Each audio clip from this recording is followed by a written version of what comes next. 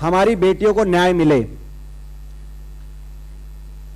जब तक न्याय नहीं मिलेगा तब तक हम अपनी बेटियों का साथ देंगे। दुर्भाग्य की बात है कि सरकार द्वारा हमारी बेटियों के प्रति जो सौतेला व्यवहार किया जा रहा है उसके भी कई आयाम स्थापित किए जा रहे हैं। पहला उदाहरण होगा जब बेटियां सामने आई, 7 बेटियां, उनके कहने से एफआईआर दर्ज नहीं करी दिल्ली पुलिस ने और सुप्रीम कोर्ट जाना पड़ा एफआईआर दर्ज कराने। मैं आपसे पूछना चाहता हूं, कल कोई आपकी बहन बेटी पे ऐसा हो जाए तो क्या अगर बीजेपी का कोई सांसद है तो एफआईआर दर्ज नहीं करेगी पुलिस? आपको सुप्रीम कोर्ट तक लड़ाई लड़नी पड़ेगी। ये तो इंटरनेशनल लेवल की रेसलर्स थी। अगर कोई आम साधारण बेटी, आपकी बहन बेटी, उनके साथ कोई गलत कर दे बीजेपी का कोई सांसद, उनकी कहां सुनवाई होगी? उसके बाद सुप्रीम कोर्ट ने एफआईआर दर्ज कराई। उसके बाद अब 5 महीने हो गए, सुप्रीम कोर्ट की एफआईआर को भी 1.5 महीना हो गया। सरकार ने, दिल्ली पुलिस ने जो अरेस्ट की कार्रवाई डालनी चाहिए वो नहीं डाली गई। मैं पूछना चाहता हूं सवाल कि क्या यह पहला उदाहरण नहीं है कि इस तरह की एफआईआर पे अरेस्ट ना हुई हो? अगर आप पहला ऐसा उदाहरण सेट कर देंगे तो देश में इसका उदाहरण देकर कितने लोग अरेस्ट से बचेंगे? इस तरह के आरोपी, इस तरह की एफआईआर, ऐसे ऐसे संगीन आरोप जहां लगे हों, यह पहला उदाहरण है। दिल्ली पुलिस का भी पहला उदाहरण है। इस मामले के बाद भी कई ऐसी एफआईआर दर्ज हुई दिल्ली पुलिस में और उसमें अरेस्ट हुआ, और पहले भी इसी साल पहला उदाहरण जहां अरेस्ट नहीं हुई। केवल इसलिए अरेस्ट नहीं हुई कि भाजपा के सांसद हैं। तो आने वाले समय में इसका उदाहरण देके कितनी बेटियों पे अत्याचार देश में कैसा, मैं पूछना चाहता हूं भाजपा के शासकों से, आप एक व्यक्ति, एक सांसद को बचाने के लिए देश में बेटियों के लिए कैसा वातावरण बना रहे हैं? और उसके बाद तीसरा आयाम, मैंने कहा आयाम स्थापित कर रही है सरकार, नए नए कीर्तिमान हमारी बेटियों की को न्याय से वंचित रखने के लिए।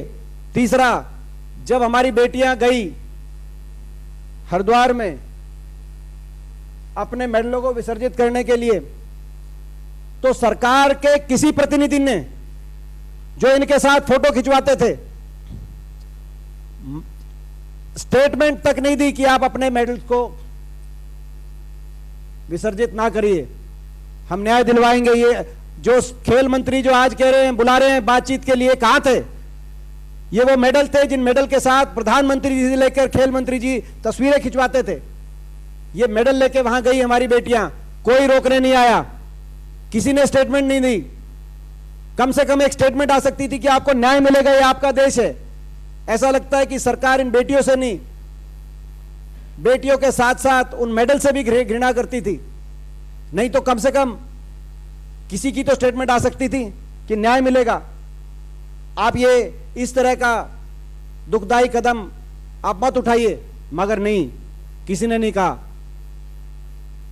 और अब एक और आयाम स्थापित करते हुए मैं मीडिया के साथियों से भी कहना चाहता हूं, लगातार मैं देख रहा हूं, देश देख रहा है कि सरकारी तंत्र को इनकी आवाज कुचलने के लिए खुला छोड़ दिया गया हो। जैसे मीडिया में सेलेक्टिव लीक आ रहे हों,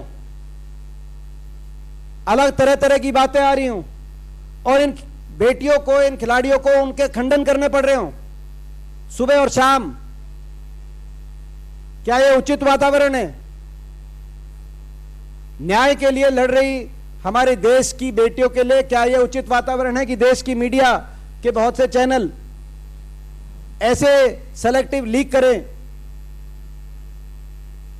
बारी बारी ये कहें कि ये अब ये हो गया, अब वो हो गया, कभी नौकरी की बात करें, कभी बात करें कि भाई उसने समर्थन वापस ले लिया, कभी कुछ, और उस हर बात का जवाब उनको देना पड़ा हो, जैसे ट्रायल उनका चल रहा हो। ट्रायल चलना चाहिए था एक आरोपी व्यक्ति का जिस पे एफआईआर हुई है, ट्रायल, मीडिया ट्रायल चल रहा है हमारे देश की बेटियों के ऊपर। ये देश की मीडिया भी सरकारी, क्या सरकारी तक कौन लोग हैं वो सेलेक्टिव लीक करने वाले, उनके नाम उजागर होने चाहिए देश के सामने, क्योंकि पाप का साथ देने वाला भी पापी कहलाता है, ये हम कहना चाहते हैं। और अंततः